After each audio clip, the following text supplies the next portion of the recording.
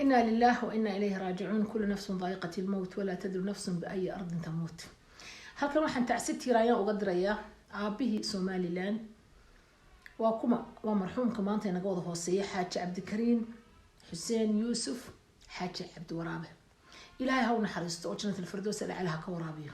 wuxuu dhintay maalin khayr badan oo ku jirno bishii Ramadaan khayr ka qabtay iyo maalinteedii ugu horeysay ee jimcaha barakaysnaa. laba munaasabadood oo aad u qurux badan buu ilaahay subxaanahu wa ta'aala xasuustay.